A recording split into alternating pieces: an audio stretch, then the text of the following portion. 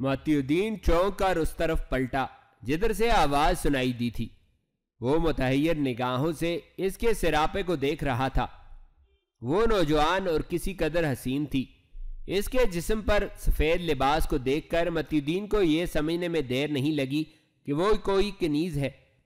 اس کا کھلا ہوا رنگ اور پروکار قامت دیکھ کر متی الدین کے دل پر چوٹ سی لگی۔ وہ یقیناً کسی مدمول گھرانے کی بیٹی رہی ہوگی جسے وقت کے بے درد لمحات نے کنیز بنا ڈالا۔ آپ نے کوئی جواب نہیں دیا۔ وہ حیرت میں ڈوبے متی الدین کو دیکھ کر مسکرائی۔ تم کون ہو؟ صورت سے تو کنیز نہیں لگتی۔ میرا لباس اس بات کی وضاحت کر رہا ہے کہ میں کنیز ہی ہوں۔ شاید آپ مجھے اپنے سامنے اچانک دیکھ کر حیران ہو رہے ہیں کہ اتنے دن تک تو آپ کی مدارت کے لیے کوئی کنیز نہیں آئی، اور آج یہ تبدیلی کیسی؟ وہ لاپرواہی سے پہلو جھٹکتی ہوئی بولی۔ حیران ہونا تو لازم بات ہے، مگر تمہاری بات مجھے کچھ سمجھ نہیں آئی۔ متی الدین کے انداز میں دلچسپی سی پیدا ہو گئی۔ وہ تنہائی کے احساس کے مٹنے پر خود میں نئی توانائی محسوس کر رہا تھا۔ ویسے تو عام کنیزوں کے نام نہیں ہوتے، مگر میں چونکہ خاص کنیز ہوں اسی لیے مجھے مرارہ کہتے ہیں۔ آج سے میں ہی آپ کی ہر طرح کی خاطر مدارت کیا کروں گی۔ تمہارا انداز خاصا پرتکلف ہے۔ مجھے امید ہے کہ تمہاری مہمان نوازی میں اچھا وقت گزرے گا۔ کیا تم یہ بتانا پسند کرو گی کہ مجھ پر اس خاص عنایت کا سبب کیا ہے؟ متی الدین نے دریافت کیا۔ اوہ، یہ تو میں بتانا ہی بھول گئی کہ آقا کی جانب سے مجھے یہ حکم ملا ہے کہ میں آپ کی خدمت میں کوئی کسر نہ اٹھا رکھوں۔ میں خاص کنیزوں میں سے ایک ہوں۔ آپ بڑے خوش قسمت ہیں کہ آپ کے حصے میں آقا کی کوئی خاص کنیز آئی ہے۔ میرے آقا آپ سے بے حد خوش ہیں۔ سنا ہے کہ آپ کے تعاون کے باعث وادی کفکاز میں تاتاریوں کو ہضمیت اٹھانا پڑی ہے، مرارہ نے بتایا۔ متی الدین اس کی بات سنتے ہی سمجھ گیا کہ مرارہ کو اس کے پاس کیوں بھیجا گیا ہے۔ یقیناً شیخ کبیر الدین اور بارکائی خان کو ہلاکو خان پر فتح حاصل ہوئی ہوگی۔ وہ یہ سوچ کر مسکرانے لگا۔ آپ مجھ سے بلا تکلف بات چیت کر سکتے ہیں اور ہر قسم کی ضرورت طلب کر سکتے ہیں۔ بے فکر رہیے، میں دن رات آپ کے کمرے میں ہی مقیم رہوں گی، مرارہ نے بالوں کی لٹ چہرے سے ہٹاتے ہوئے چاہت بھرے لہجے میں کہا۔ متی الدین چونک کر اس کی طرف دیکھنے لگا۔ مرارہ کی آنکھوں میں اسے عجیب سی مستی چھائی ہوئی دکھائی دی۔ سنو مرارہ، متی الدین گڑبڑائے ہوئے انداز میں بولا، تم شاید کسی غلط فہمی کا شکار ہوئی ہو۔ پہلی بات یہ ہے کہ میں ایسا آدمی نہیں ہوں کہ جسے کنیزوں کی صحبت کی حاجت ہو، اور دوسری بات میں تنہائی کو زیادہ ترجیح دیتا ہوں۔ تم یہاں بیٹھو، باتیں کرو اور وقت پر طعام کا بندوبست کرو، اور پھر شام کے وقت مجھے اپنی تنہائی کے ساتھ چھوڑ دو۔ آپ مروت اور جھجک میں مت پڑیے، بلکہ خود پر فخر کیجئے کہ میرا آقا آپ پر مہربان ہو گیا ہے۔ قلعہ الموت کی وہ دوشیزہ آپ کے سامنے موجود ہے جس کے آنچل کی چھاؤں پانے کی خواہش میں یہاں موجود ہر شخص ٹھنڈی ٹھنڈی آہیں برتا دکھائی دیتا ہے۔ مرارہ قاتلانہ ادا سے ہنسی۔ میرا آہوں والا خانہ زیادہ تر خرابی کا شکار رہتا ہے، اس لیے مجھے آہیں بھرنے کی نوبت نہیں پیش آتی۔ تم بے فکر رہو، جب میں یہاں سے روانہ ہوں گا تب بھی میں ایسا ہی مسکراتا ہوا دکھائی دوں گا۔ متی الدین کی طبیعت پر چھائی ہوئی پیمردگی اور اکتاہٹ کے بادل چھٹ چکے تھے، اور آہستہ آہستہ وہ اپنے آپ کو ہلکا ہوتا محسوس کر رہا تھا۔ مرارہ عجیب سی نگاہوں سے اس کی جانب دیکھنے لگی۔ قسم ہے پیدا کرنے والے کی، تم دوسرے فرد ہو جس سے مل کر مجھے گہرا تعجب ہوا ہے۔ مرارہ کا انداز یکسر تبدیل ہو گیا۔ وہ متی الدین کی عدم توجہ اور بے رغبتی سے خاصی متاثر ہوئی تھی۔ کیا میں پہلے کا نام پوچھ سکتا ہوں؟ متی الدین چہکتے ہوئے بولا۔ وہ مرد نہیں تھا، مرارہ نے منہ بنا کر کہا۔ کیا مطلب؟ تم مجھے کہاں ملانے کی کوشش کر رہی ہو؟ متی الدین متفکر سا ہو کر بولا۔ تم غلط سمجھے۔ وہ دھیرے سے ہنسی۔ وہ ایک عورت تھی جس کی شخصیت نے مجھے بے حد متاثر کیا تھا۔ وہ بلا کی شرارہ عورت تھی جس کے انگ انگ میں جیسے بجلیاں بھری ہوئی تھی، مگر اسے مرد کی ضرورت کبھی نہیں پیش آئی۔ اس کے منہ سے میں نے آج تک کوئی ایسا جملہ نہیں سنا جس سے یہ اندازہ ہو پاتا کہ وہ مرد کے بغیر تنہا اور ادھوری ہے۔ تھی سے کیا مراد ہے؟ کیا وہ؟ متی الدین بولتے ہوئے خاموش ہو گیا۔ نہیں، جیسا تم سوچ رہے ہو ویسا نہیں ہے۔ وہ پچھلے دنوں یہاں سے چلی گئی ہے۔ اوہ چلو چھوڑو، کوئی اور بات کرو، تم نے ابھی تک اپنے بارے میں تو کچھ بتایا ہی نہیں۔ متی الدین نے بات کا رخ بدلتے ہوئے کہا۔ مرارہ عورت کا ذکر کرتے ہوئے کھو سی گئی، شاید وہ اس عورت کے عکس کو ذہن میں کینوس پر تازہ کرنے میں مصروف تھی۔ متی الدین کی بات پر دھیرے سے مسکرائی۔ تمہارا نام متی الدین ہے نا؟ یہ کیا بات ہوئی؟ مرارہ کے غیر متوقع سوال پر متی الدین خجل سا ہو کر رہ گیا۔ میں جانتی ہوں کہ تم بھی اسی کی مانند ایک دن چلے جاؤ گے، مگر میں تمہارا نام بالکل اسی طرح اپنے ذہن میں نقش کر لینا چاہتی ہوں جیسے اس کا نام اور اس کی معصوم سی صورت، گلوکوش، جیسے شاید میں کبھی بھول ہی نہیں پاؤں گی۔ مرارہ بے خودی کے عالم میں بولتی چلی گئی۔ متی الدین کا منہ کھلے کا کھلا رہ گیا، چہرے پر پھیلی ہوئی ظرافت کی علامتیں پل بھر میں غائب ہو چکی تھی۔ اس کے ذہن میں زلزلے برپا تھے، وہ کتنی معصومیت سے اس کے زخموں کو کرید گئی تھی۔ رجب 660 ہجری میں سلطان بیبرس کو قاضی تاج الدین بن بنت الاحظ نے باقاعدہ نوٹس دیتے ہوئے اپنی عدالت میں حاضر ہونے کا حکم دیا۔ قاضی تاج الدین بن بنت الاحظ بلاد مصر اور سمندری محاذی علاقوں پر قاضی القضاء مقرر تھے، جبکہ قاہرہ اور ساحلی علاقوں کی عدالت کی ذمہ داری قاضی برہان الدین بخاری کے پاس تھی۔ قاضی برہان الدین بخاری راسخ العقیدہ سنی تھے، جبکہ تاج الدین شافعی مسلک کے پیروکار تھے اور اپنے مسلک میں نہایت شدت رکھتے تھے۔ سلطان بیبرس کو جب قاضی کی عدالت میں حاضری کا پروانہ ملا تو وہ اطمینان کے ساتھ 9 رجب 660 ہجری کو عدالت پہنچا۔ سلطان بیبرس کی صورت دیکھ کر تمام لوگ تعظیماً اپنی اپنی جگہ سے اٹھ کھڑے ہوئے۔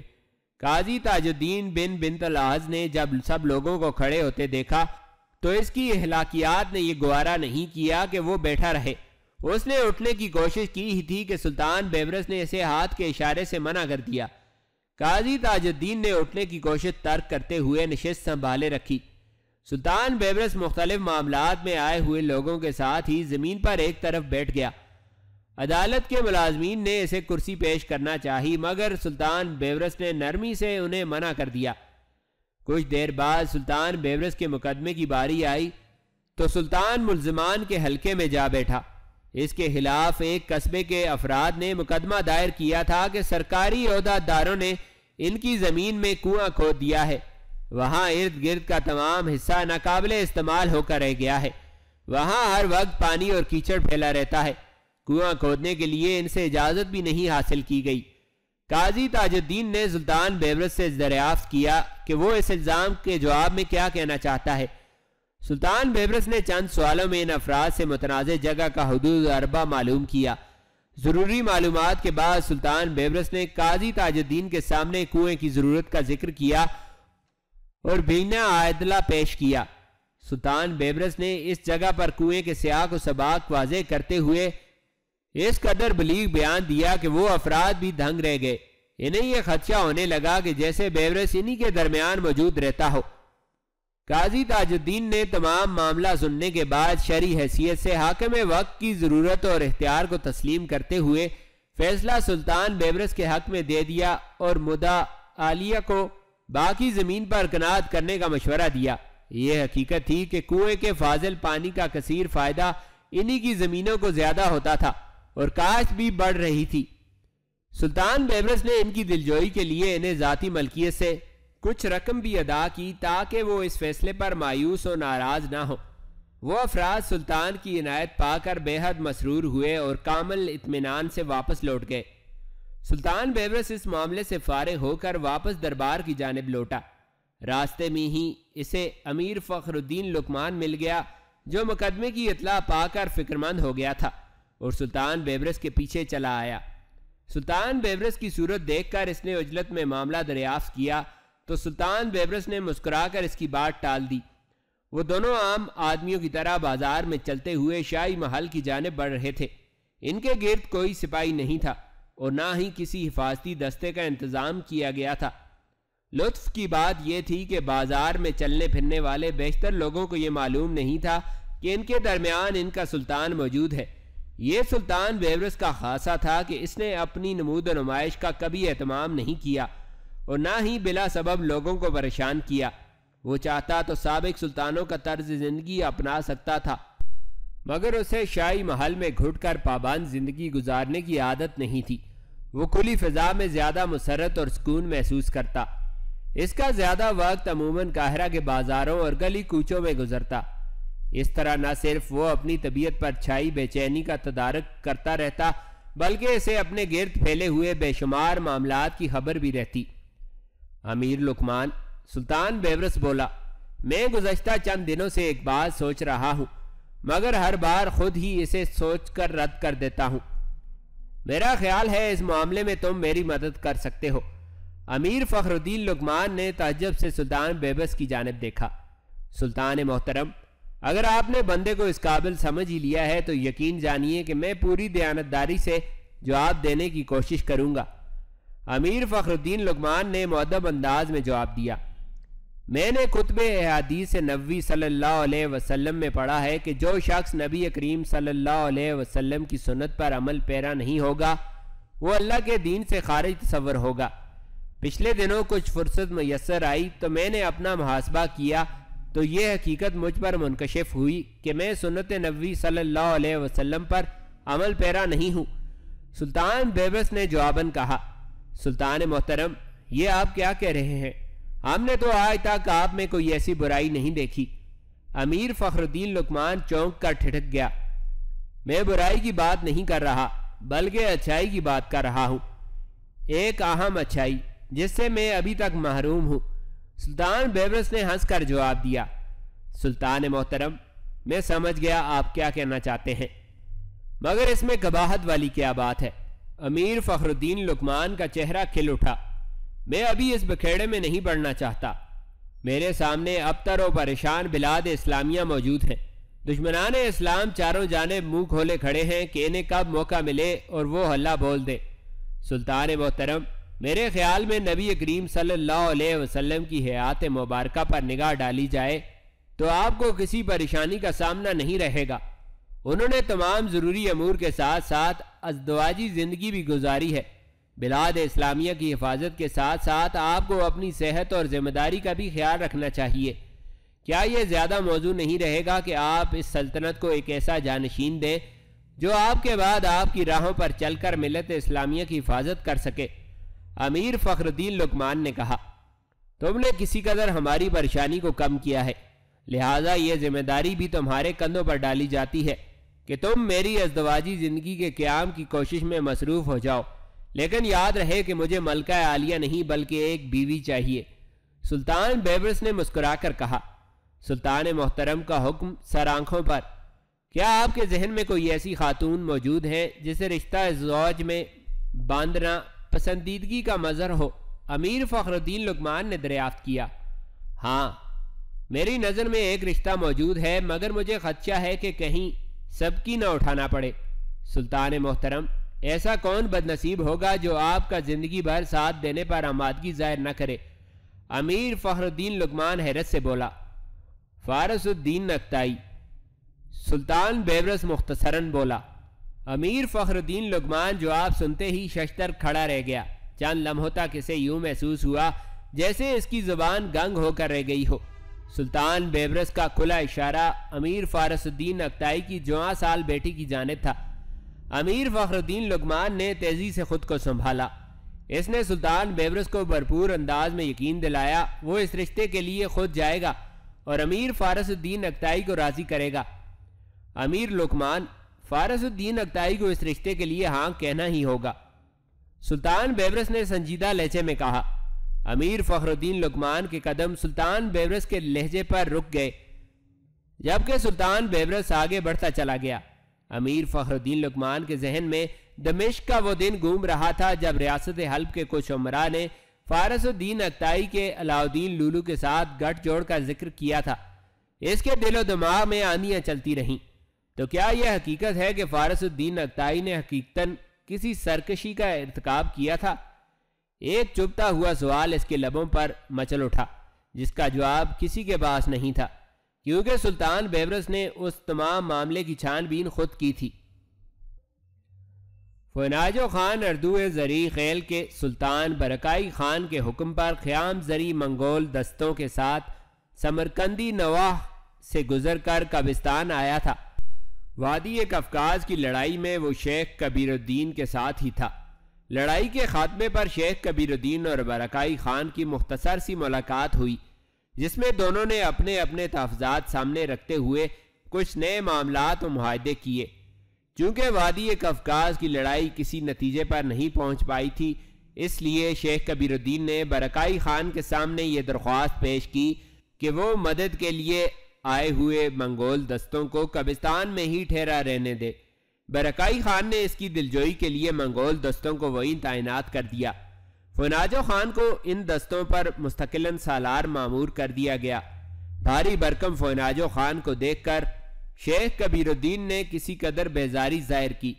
وہ اپنے تئیں یہ سوچ رہا تھا کہ اس کی حفاظت کے لیے ایسے افراد کا تقرر کیا گیا ہے جن کے جتے قوی ہیکل ضرور ہیں مگر ان میں عسکری مہارت کا فقدان پایا جاتا ہے۔ شیخ کبیر الدین نے اس خیال کے پیش نظر کسی طرح کا تبصرہ کرنا مناسب نہیں سمجھا کہ سپاہی کمزور ہی صحیح تو کیا ہوا، حقیقت تو یہی ہے کہ برکائی خان جیسے مضبوط حکمران کی مکمل حمایت و تعاون اسے حاصل ہے، جس کے ساتھ مل کر وہ ہلاکو خان سے اپنے ساتھیوں کا انتقام لے سکتا ہے۔ شیخ کبیر الدین اپنے حشیشی لشکر اور منگول دستوں کے ساتھ واپس قلعہ الموت لوٹ آیا۔ منگول دستوں کو قلعہ الموت کے نچلے حصے میں صدر دروازے کے پہلو میں موجود بیرکوں میں ٹھہرایا گیا۔ سالار فناجو خان کو وہ اپنے ساتھ قلعہ الموت کے بالائی حصے میں لے آیا۔ شیخ کبیر الدین نے فناجو خان کے لیے اپنا خاص مہمان خانہ پیش کیا اور اسے متی الدین کے ساتھ ٹھہرنے کی پیشکش کی۔ متی الدین کا نام سن کر فناجو خان کا منہ بگڑ سا گیا اور اس نے صاف الفاظ میں واضح کر دیا کہ اگر اسے متی الدین کے ساتھ ٹھہرایا گیا تو اگلی صبح یقیناً اس کی لاش ملے گی۔ شیخ کبیر الدین نے فناجو خان کے بگڑے تیور دیکھ کر اندازہ لگا لیا کہ ان دونوں میں پرانی عداوت پائی جاتی ہے، لہٰذا اس نے فناجو خان کے رہنے کے لیے متی الدین سے دور ایک دوسری جگہ بندوبست کر دیا۔ ایک شام فناجو خان اپنے معمول سے فارغ ہو کر واپس آیا تو اسے مہمان خانے میں کوئی دکھائی نہیں دیا۔ کھانے کا وقت تھا اور اسے شدید بھوک محسوس ہو رہی تھی۔ اس نے بلند آواز میں خدمت کے لیے مامور غلام کو پکارا۔ کوئی جواب نہ ملنے پر وہ کمرے سے باہر نکلا، دائیں بائیں نظر دوڑائی مگر وہاں کوئی بھی موجود نہیں تھا۔ وہ حیرانگی سے دیکھتا ہوا فصیل کی راہداری میں داخل ہو گیا، وہاں بھی کوئی موجود نہیں تھا۔ غلاموں کی اچانک گمشدگی اس کی سمجھ سے بالا تر تھی۔ یکا یک اس کے ذہن میں یہ خیال کوندا کہ کہیں کوئی خطرے والی بات تو نہیں۔ وہ دبے قدموں سے شیخ کبیر الدین کے کمرے کی جانب بڑھنے لگا۔ تلوار کے دستے پر اس کی گرفت مضبوط تھی۔ وہ ہر قسم کی صورتحال سے نمٹنے کے لیے خود کو پوری طرح تیار کر چکا تھا۔ وہ دھیمے انداز میں چلتا ہوا شیخ کبیر الدین کے کمرے کے بالکل قریب پہنچ گیا۔ وہ ابھی اسی خیال میں تھا کہ کمرے کے اندر جھانکے کہ باریک سی آواز اس کے کانوں میں پڑی جو کمرے میں سے آ رہی تھی۔ وہ چونک کر رک گیا۔ اس نے اپنی حصے سماعت کو کمرے سے نکلنے والی آوازوں پر مرتکز کر لیا۔ آقا، اس کی زرد رنگت پڑھتے ہی میں سمجھ گئی تھی کہ وہ گلوکوش کو اچھی طرح جانتا ہے اور اس کے ساتھ اس کا قلبی تعلق ضرور ہے۔ بولنے والی عورت تھی۔ فناجو خان گلوکوش کے نام پر دم بخود سا رہ گیا۔ اس کا مطلب یہ ہوا کہ شنگ خان صحیح کہہ رہا تھا کہ گلوکوش کا وہ مسلمان عاشق یہی متی الدین ہی تھا۔ میں نے تمہیں صرف اسی تصدیق کے لیے اس کے پاس بھیجا تھا۔ اسے تم پر کوئی شک تو نہیں ہوا؟ یہ آواز شیخ کبیر الدین کی تھی۔ فناجو خان اس غیر متوقع بات چیت پر متفکر سا ہو گیا۔ نہیں، اتفاق سے ایسی کوئی صورتحال پیدا ہو گئی تو مجھے باتوں باتوں میں گلوگوش کا سلسلہ چھیڑنے کا موقع مل گیا۔ اگر ایسا نہ ہوتا تو بھی میری صلاحیتیں اتنی کمزور نہیں ہیں کہ میں گلوگوش کا ذکر چھیڑنے میں ناکام ہو جاتی۔ اس نے گلوگوش کے بارے میں تم سے مزید کوئی سوال نہیں کیا؟ شیخ کبیر الدین کی آواز سنائی دی۔ بڑے کمال کا شخص ہے۔ اس نے ایک دو سوال سرسری انداز میں کیے مگر ان کی نوعیت کچھ خاص نہیں تھی۔ اس نے اپنی کیفیت پر فوراً قابو پا لیا۔ شاید میری جگہ کوئی اور ہوتا تو وہ اس بات پر یقین کر لیتا کہ گلوگوش کا ذکر اس کے لیے معنی نہیں رکھتا۔ گلوگوش کی بھنک اس کے کانوں میں پڑ چکی اور شینگ خان بھی اس سے مل چکا ہے، لہٰذا ضروری ہو گیا ہے کہ اسے قلعہ الموت سے رخصت کر دیا جائے۔ بہر کیف میں اس بارے میں کچھ سوچتا ہوں۔ تم جا سکتی ہو، فی الحال اس کے ساتھ رہو اور دیکھو کہ وہ کس قسم کی کوششیں کرتا ہے۔ شیخ کبیر الدین کی آواز سنائی دی۔ کمرے میں چوڑیوں کی تیز آواز کھنکی۔ فناجو خان سمجھ گیا کہ وہ باہر نکلنے کے لیے اٹھی ہے۔ وہ تیزی سے چند قدم پیچھے ہٹتا چلا گیا۔ اس کی نگاہ دروازے پر بدستور جمی ہوئی تھی۔ جو ہی اسے لڑکی کی صورت دکھائی دی تو وہ ٹھٹک سا گیا اور اسی ساحت میں اس کے قدم آگے کی جانب بڑھنے لگے۔ اس نے لڑکی کی صورت پر اچنتی سی نگاہ ڈالی اور اس کے پہلو میں سے گزر کر دروازے کی جانب بڑھ گیا۔ وہ شیخ کبیر الدین سے ملاقات کر کے اپنے کھانے کے بارے میں دریافت کرنا چاہتا تھا اور اس گمشدہ غلام کی بابت بھی پوچھنا چاہتا تھا۔ شیخ کبیر الدین کے چہرے پر گہرا اطمینان چھایا ہوا تھا۔ فناجو خان کی صورت دیکھ کر وہ مستصفرانہ انداز میں اس کی جانب دیکھنے لگا۔ فناجو خان اندر داخل ہوتے ہی قریباً برستے ہوئے اپنی شکایت پیش کرنے لگا۔ شیخ کبیر الدین کو جب معاملے کا علم ہوا تو وہ اس کے سراپے پر گہری نظر ڈالتے ہوئے زیر لب مسکرانے لگا۔ ہلاکو خان وادی کفکاز سے پسپا ہو کر مراغہ واپس لوٹ آیا۔ وادی کفکاز میں پیش آنے والے ناگوار واقعے نے اس کے اعصاب پر بری طرح اثر ڈالا تھا۔ وہ برکائی خان کے بارے میں سوچ کر فرط تیش میں تلملانے لگا۔ اسے اس بات کا گہرا قلق تھا کہ برکائی خان جب مسلمان ہوا تھا اسے اسی وقت خفیہ ذرائع کا استعمال کرتے ہوئے اسے ہلاک کروا دینا چاہیے تھا۔ اگر وہ ایسی کوشش کرتا تو یقیناً اسے یہ دن نہ دیکھنا پڑتا۔ اس پر یہ بات بھی آشکار ہو چکی تھی کہ مسلمانوں کو ایک چالاک اور ذہین حکمران مل چکا ہے جو اپنی مخصوص تدبیروں سے اس کی تمام رائیں مسدود کر سکتا ہے۔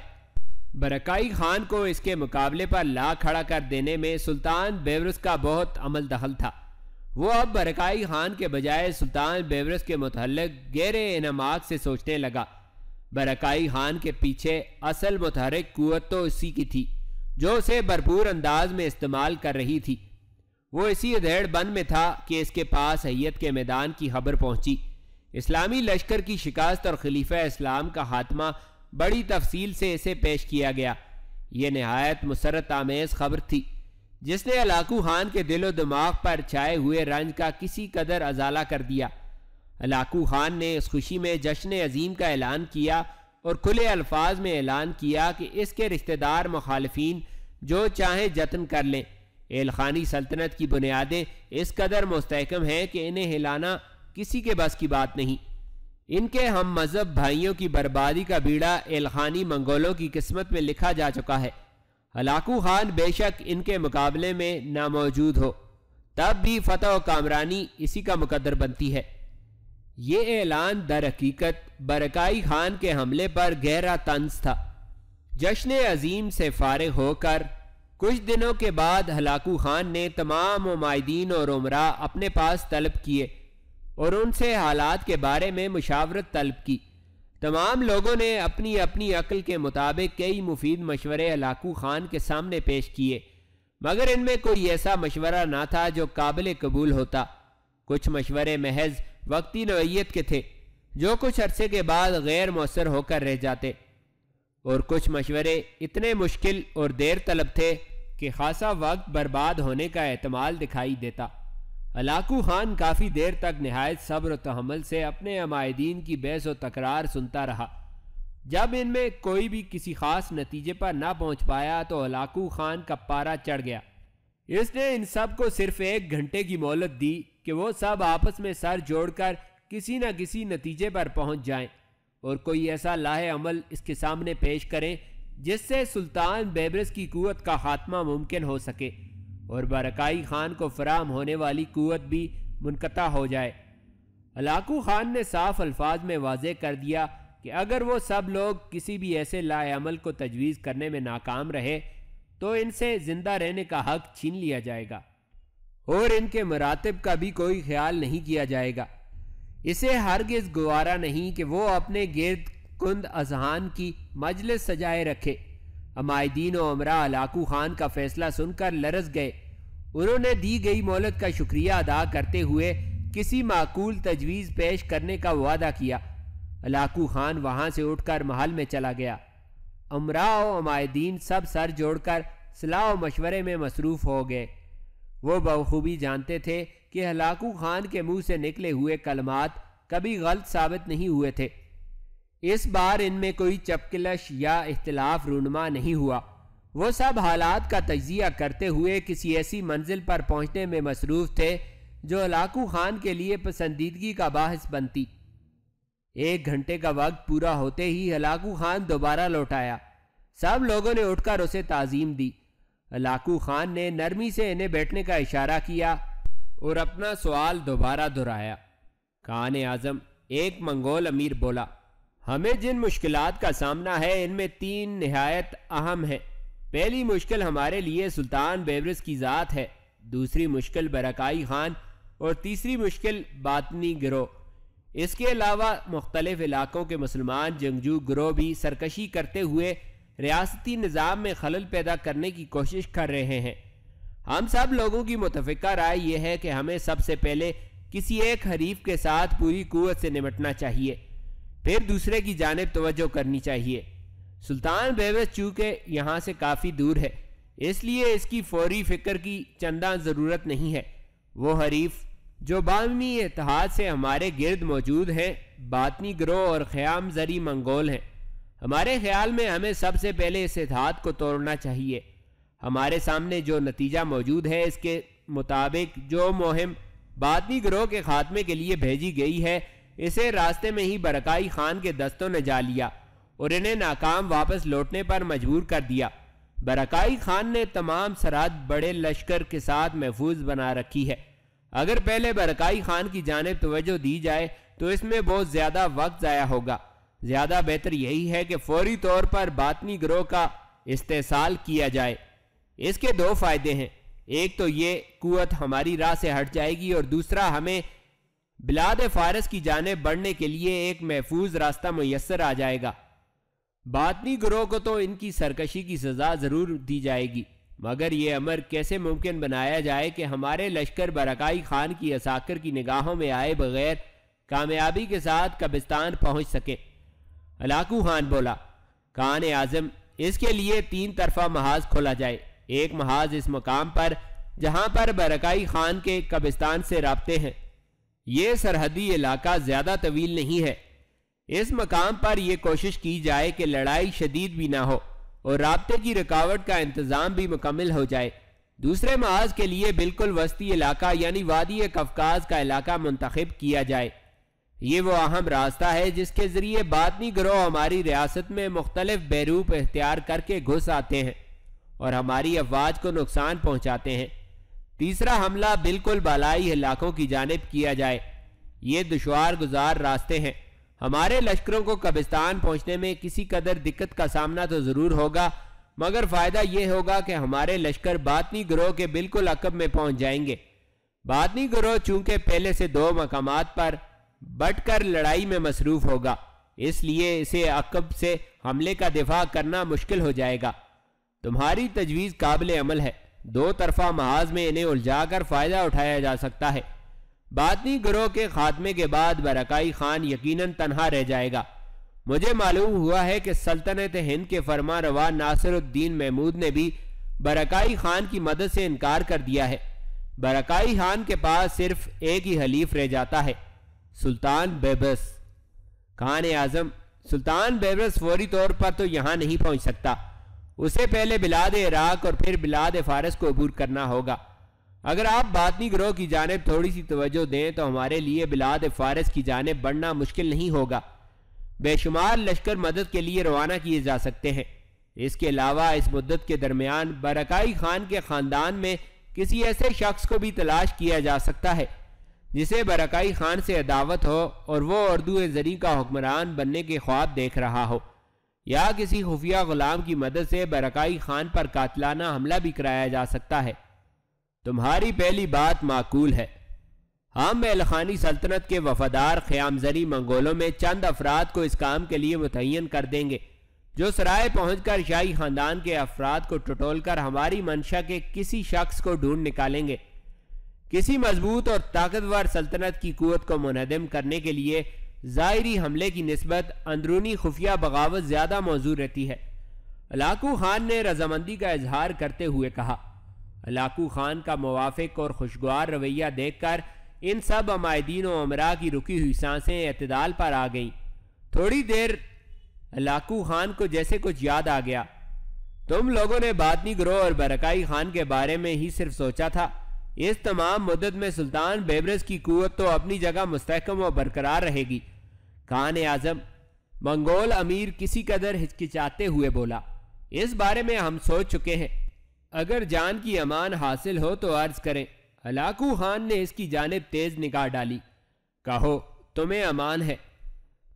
آپ کو بھی سلطان بیبرس جیسا انداز و طریقہ کار اپنانا ہوگا، وہ دبے الفاظ میں بولا۔ ہلاکو خان سمجھ نہیں پایا، اس نے نرمی سے بات کی وضاحت طلب کی۔ خان اعظم وہ امیر آہستگی سے بولا، سلطان بیبرس کی تدبیروں میں ایک یہ بھی دیکھنے میں آئی ہے کہ وہ اپنی قوت بڑھانے کے لیے دوسری ریاستوں سے دوستانہ تعلقات استوار کر رہا ہے اور ان تعلقات کو کسی نہ کسی زنجیر میں پرو دیتا ہے، جیسے برکائی خان کی جانب بھیجی گئی سفارت کا معاملہ تھا۔ کیسر روم نے اس سفارت کو قسطنطنیہ میں گرفتار کر لیا، مگر سلطان بیبرس نے اپنی ریاست میں موجود بطریقوں اور نصرانی علماء کا سہارا لیا اور ان کی جانب سے دھمکیاں دلوائیں، اگر آپ بھی کچھ ایسا کریں تو۔ وہ بولتے بولتے رک گیا۔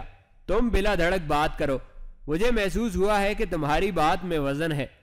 ہلاکو خان بولا، خان اعظم میں یہ کہنا چاہتا ہوں کہ اگر آپ کیسر روم کے ساتھ اپنے تعلقات کو مزید مضبوط و مستحکم بنا لیں تو آپ کو ایک ایسا حلیم میسر آ جائے گا جو بوقت ضرورت کوئی انکار نہیں کر پائے گا۔ اس کے علاوہ اس کے بلبوتے پر آپ کو فرانس، انگلستان، یونان، وینس اور جنیوا کی ریاستوں کی معاونت بھی حاصل ہو جائے گی۔ میرے خیال میں تعلقات اسی صورت میں مستحکم ہو سکتے ہیں کہ آپ کیسر روم کی صاحبزادی کا رشتہ اپنے لیے۔ اس کی زبان لڑکھڑانے لگی۔ ہم سمجھ گئے تم کیا کہنا چاہتے ہو، ہمیں تمہاری یہ تجویز سب سے زیادہ پسند آئی ہے۔ یہ سلطان بیبرس اور برکائی خان دونوں کی قوت کے خاتمے کے لیے زیادہ مؤثر ہے۔ ہلاکو خان کا چہرہ مسرت سے دمکنے لگا۔ وہ منگول امیر اپنی بات کی پسندیدگی پر خوشی سے جھوم گیا۔ وہ اچھی طرح جانتا تھا کہ ہلاکو خان کو خوش کرنے پر اس کی زندگی میں راحتیں اور خوشیاں عود کر آئیں گی۔ اس کی توقع غلط بھی ثابت نہیں ہوئی۔ ہلاکو خان نے تمام لوگوں کو خوب نوازا۔ دربار برخاست کر دیا گیا۔ ہلاکو خان کو جلد ہی کیسر روم کی بیٹیوں کے قوائف معلوم ہو گئے۔ اس نے ان میں جس لڑکی کا اپنے لیے انتخاب کیا وہ مریا تھی۔ ہلاکو خان کے فیصلے میں کچھ خاندانی بزرگوں نے اس سے اختلاف کیا اور اس سے شادی سے منع کیا۔ ہلاکو خان نے جب اپنی ضرورت ان کے سامنے رکھی تو انہوں نے یہ مشورہ دیا کہ وہ یہ رشتہ اپنے جوان سال بیٹے اباقا خان کے لیے مانگ سکتا ہے۔ ہلاکو خان سوچ بچار کے بعد اس نتیجے پر پہنچا کہ بڑھاپے کی شادی سے اسے کیا حاصل ہوگا، زیادہ بہتر یہی ہے کہ وہ سلطنت کے ولیعہد اباقا خان کے لیے یہ کوشش کرے۔ اس کے خیال میں یہ بھی ممکن تھا کہ کیسر روم اس کے بڑھاپے کو مد نظر رکھتے ہوئے یہ رشتہ مسترد کر دے۔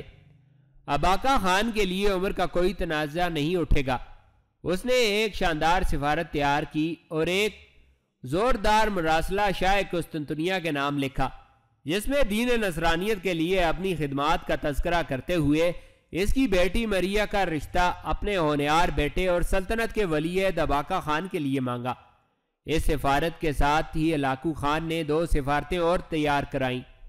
ایک سفارت شاہ انگلستان کے لیے تھی، جس میں دین نصرانیت کا تذکرہ کرتے ہوئے سلطان بیبرس کے خلاف نصرانی اتحاد و تعاون کی درخواست کی گئی اور دوستانہ اور تجارتی تعلقات کو مضبوط و مستحکم بنانے کے لیے عندیہ ظاہر کیا گیا۔ دوسری سفارت روم کے پوپ کی خدمت میں بھیجی گئی۔ پوپ رومی کیتھولک کلیسا کا منتظم اعلیٰ تھا۔ اس کے ایک اشارے پر رومی کلیسا کے لاکھوں افراد میدان جنگ میں اتر سکتے تھے۔ ہلاکو خان اپنی خدمات اور دبدبے پر پر امید تھا کہ اسے یقیناً مثبت جواب ملے گا۔